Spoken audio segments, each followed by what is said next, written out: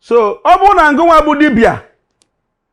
believe na chukwu anoho ima na ibu dibia na ibu onye arụrụ ana ha bụkwa n'ọkwa ka ọ dị na ọdịnala ka ọ dị na dibia imirikiti ka akpọrọ ma one ka aghọtara asị m gịnị imirikiti ka gịnị ka akpọrọ ma one ka aghọtara ntu a ka ọ dị n'ụka ntu a ka ọ dị na dibia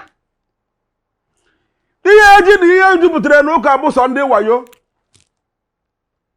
sọ ndị ntụ na mgba ihe dị after bụ that tithe and offering onye second collection i were ezie esi na chukwu ana ihe dị na dibia kịta jupụtara na wayo dibia jupụtara na abrakata aba ihe afọ onye ya abụja ama o jiri maka na for example na ọ bụrụ ezigbo ọkwụ aka ma na-akpọ akwa ọkọ tiwuru aka n'ọba Chidozie Nwangwu akwa ọkọ bụ na online ka ọ na-afụ mụ na-afụkwa ya online na mmanya in person mana towards mgbe o nwere nsogbu mụnwa bụkwa EKE HIT pụtakwara asị ma co-worker n'ọrụ oyibo colleague ekpere nye ekpere agara m ya mmiri ka Chukwu mee ebere ka arapụ ya maka na ọnwụ anwụ ọrụ onweghị uru ọ bara m anọ ya bụ ihe ifere dịrị dibịa ihe afụ ndị ya sị kere ọgwụ ka a nakwa ama ekwu ya n'ọtụ ikwu against him agara ya mmiri ọ dịkwu rekọd ịchọkwa mgbado vidio ma my phone ipile ekwu ya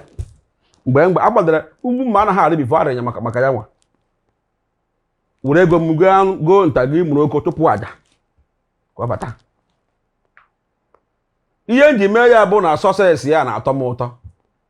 is a small boy mana success ya na-atọ m ụtọ ihe ọma Chukwu na-emere ya na-atọ m ụtọ maka na ọ bụrụ na ike ka aka ya it's not by his power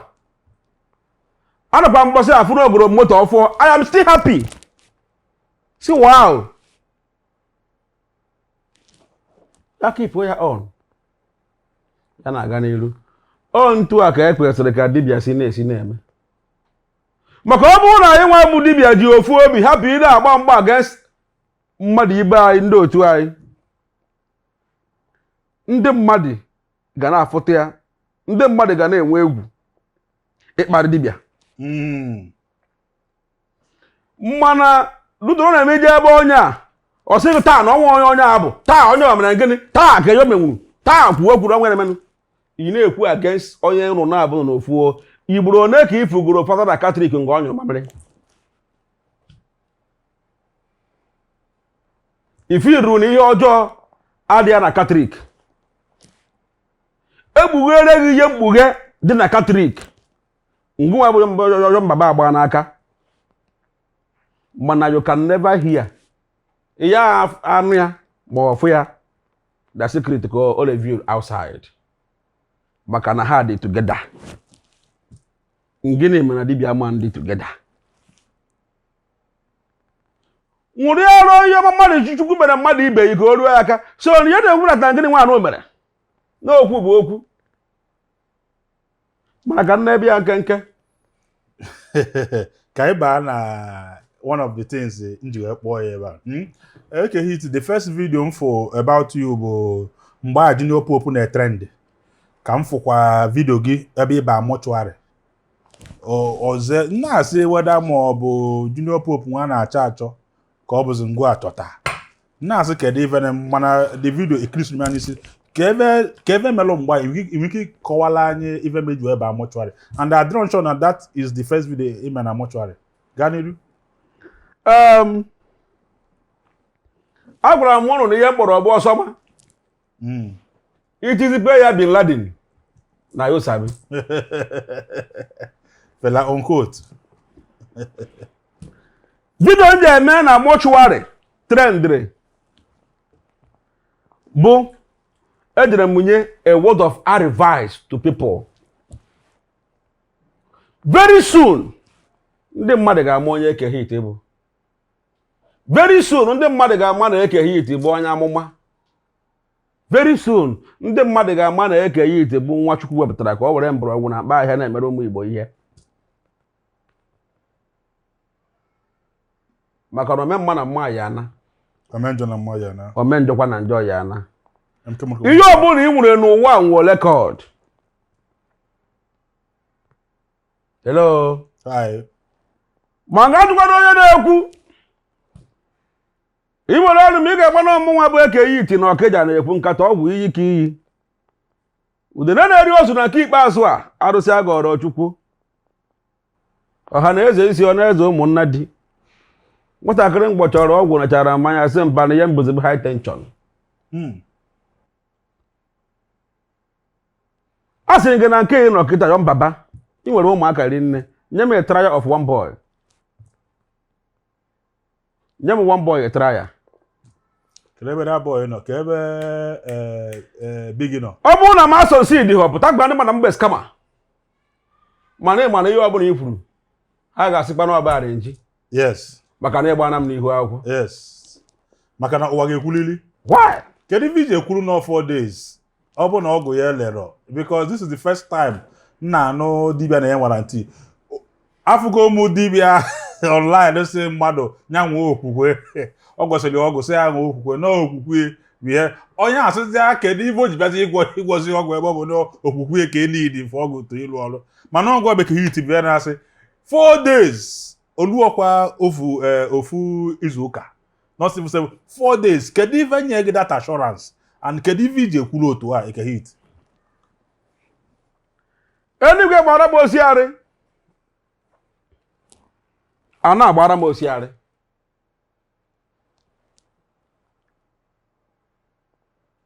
mmiri nwere ebe ọ na-akụ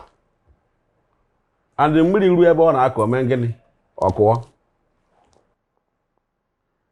abụrụ m ndị mmadụ na ọgwụ nna agwọ bụ ọgwụ nna asị m gwọ ka nna agwọ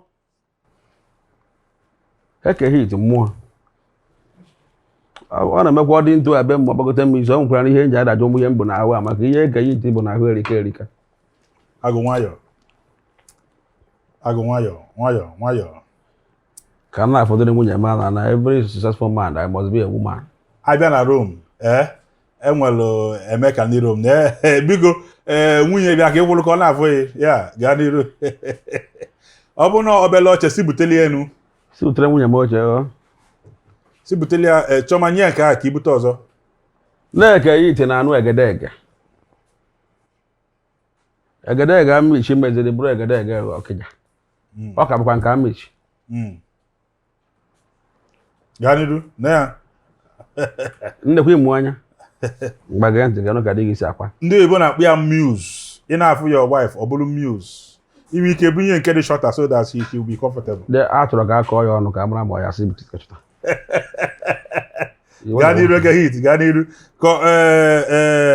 enwere amara m ife ime jee park ka ya finish nke eji n'aka okay gaa n'iru ka nọ 4 days okay ngwa gaa n'iru abụ jee park ma anụ nkọ okay gaa n'iru over to you o nwere ofu okwu na-agba ndị mmadụ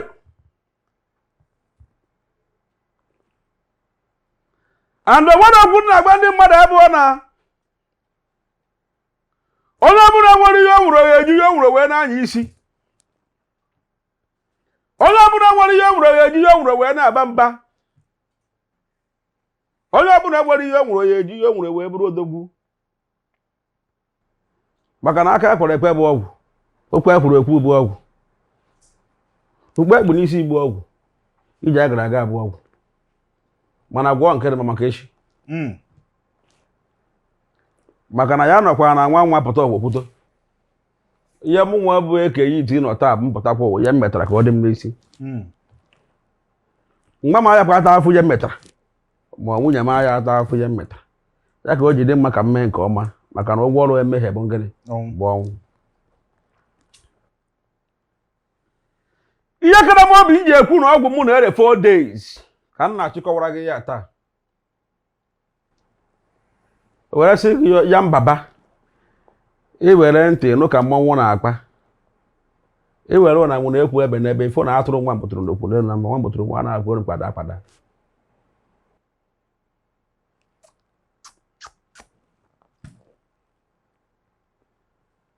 ebe na nkwuo ya mbụ si na ọ bụ ihe si n'aka nna m ka m na-eme abịara mgbe ọzọ na nna m gwara m sị m tupu m gwọrọ mmadụ ọgwụ m buru ụzọ gbaa afa marakwa ma m gwọchara onye ahụ ọgwụ ma ọgwụ eme gịnị ma ọgwụ ya ere ma o nwere ihe ga-egbochi na ọgwụ ya ere. Ọ bụrụ na enwere ihe ga-egbochi na ọgwụ ya ere eburu n'ụzọ chụọ na aja ụzọ egeru. Ofu okwu nna ajụ ndị mmadụ nna agba ndị mmadụ na ajụjụ nna ajụ ndị mmadụ bụ na mmadụ ibere be nkịta sị gị gwọ ọrịa were for example babayi achọrọ nke George gwara kesi ya na George ekesi a ka ị mara onye na-ekwu eziokwu na ngwa kwuo the truth n'ibere be EKE HIT na resi ngwọrọ ga were nwere chaji aga ego were were je goo egwu goo nkịta goo agbata nwoke agbata nwaanyị weta ya na-akpọ mkpu obi mkpu weta ya na-akpọ ọgasị ọ nwere anụ a na-akpọ ọkpa ọ nwere anụ a na-akpọ mbe ele ihe a na-agbasa n'obi ihe eji egbu ite ndị mmadụ ji emụta ya ọ nwere anụ a na-akpọ mbe ele na-efe efe ọ nwere nke a na-akpọ akụ ka kwụsị ebe a ewere gazi je bụzie mgbọrọgwụ niile ọ nwere nke a na-akpọ ohu mkpata ka nkwụsị hapụ ịkpọ mgbọrọgwụ afa eji egbu ite maka na ihe eji egbu ite karịrị akarị iwere echigazi azụ wee gazie na imiri tus dị n'igbu ite maka na enwere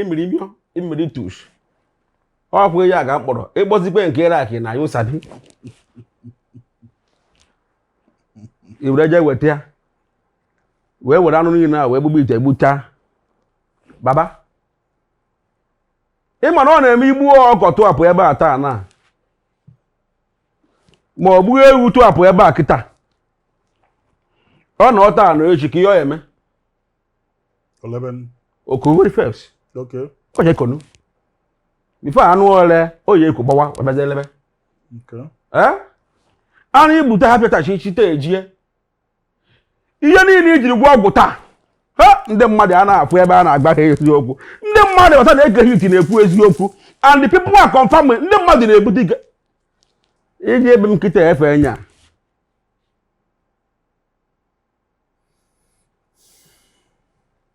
people na-abịa eburu ike na be m mana ụfọdụ ndị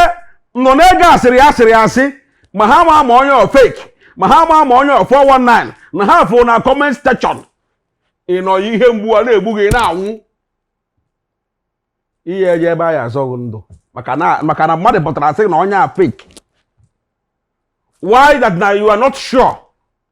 no fake? You have not confirmed. Onwebe ihe mere ka igo you can never give account of that person as a fake man.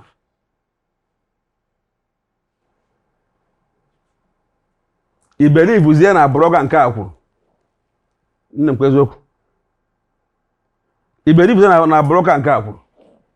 na broga nke ekwuona so therefore ka ị na-akwazi ọkụ na nkụ ka ọ na-ere you are killing yourself. Go and try na onye a bụ a bad enemy na onye a nwere somebody na she promote. He want to bring somebody down to promote somebody. Mana ndị mmadụ enwe that common thinking faculty. EKE HIT, so if I need na-akọwa now bụ na ọgụ na-ele within 4 days. That is all these things in the now. That is where your point is going to. Can they show? Yes. Ka m mere gị nkenke ka anyị nwere ike ikwuru ihe ọzọ na ọ bụrụ na isikwa ọkwachi ọ na-achị ife ọ na-achị. Yes. Ịrapụ mụ nwa bụ EKE HIT na studio gị anyị ga-anọgide nga atọ ọkụ after 12 nke abalị. Yes. Maka na ekwuru ekwu omụrụ adịba makwa ofe ka ọ bụrụ ara. Ọ dị n'ọnụ. Ihe eji gba ndị mmadụ na ọgwụ na-ere 4 days ka m gbuo nkenke eji anụmanụ dị iche iche agwọ ọgwụ.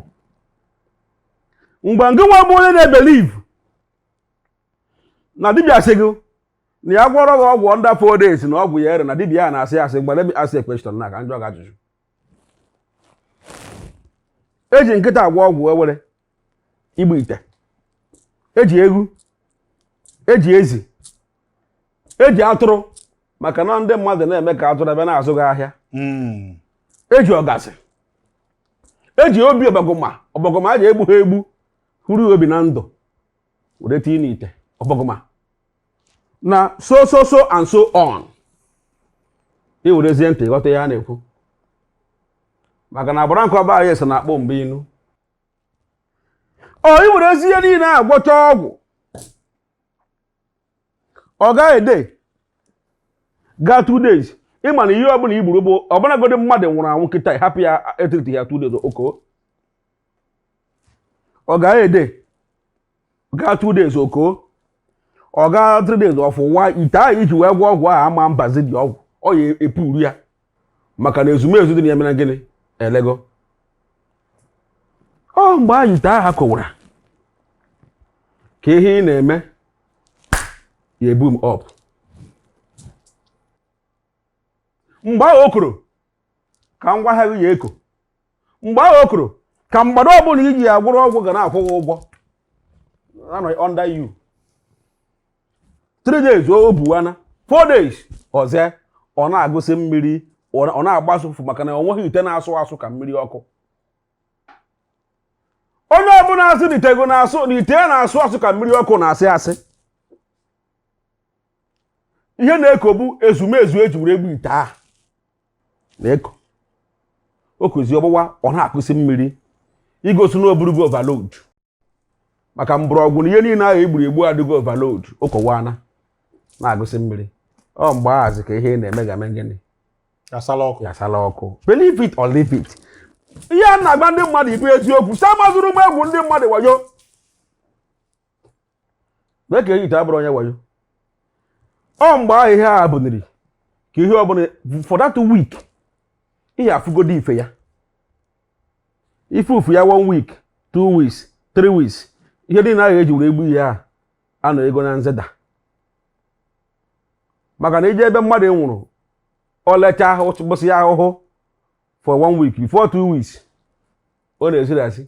Ije ebe a 3 weeks ị na-afụzi ọkpụ ya. Ije ebe a 1 month efu ya na-akpọ the skeleton. For example, ego nwa ebe a taa ego a na ọfọ 3-4 days okowana 5 days ọgbawana ahụ aka na nkụ before you know it ọkpụ ya dịsịa before you know it ọzena. Ọ bụrụzie na ọgwụ ahụ arụghị ọrụ mgbe ihe niile na-eji were egwu ya aka n'ọrụ. A chọrọ nka njikere ngị nwa bụ John Papa ka ezi mgbe ọ dịrị ka ọ ya arụ ọrụ ọzọ saa anya. Amụrọkwara m anya ọgwụ mgbe EKE HIT. Bụtara kwa ga-eme anya ọgwụ. Ntinyezi anya na ya ọ bụrụ na fon kpọọ ya ka nza ya because ịma na m amara onye ọgwụ nọ ife onye mmanya iwe ọchịfụ na ana m ege ya ntị ka m na-amụta. Ọ ga-abụ echi niile ọzọ jụọ m ka nza ya. Ihe m na-agba ndị mmadụ bụ na ọgwụ ọbụla ị gwụrụ karịa 4 days ma ọrụ ha ọrụ ma na ọgwụ a ma nrụzi ọrụ ọzọ. Onwe ihe meele gị in future by grace of God ọ bụrụ banye ọgwụ a gwọrọ gị. Ịma na ọ bụ okwu a ka m na-ekwu ewee sị ka a bụrụ EKE HIT ka egbuo ewee na-emere m plan ka a ga-esi were ka ndị mmadụ ya esipụta na EKE HIT bụ fake. Listen, ịma na o nwere ihe inu ndị Igbo na-atụ wee sị n'ofe ka a mara mgbe ekere nkụ ụkwa. Yes. People bụtara believe in me.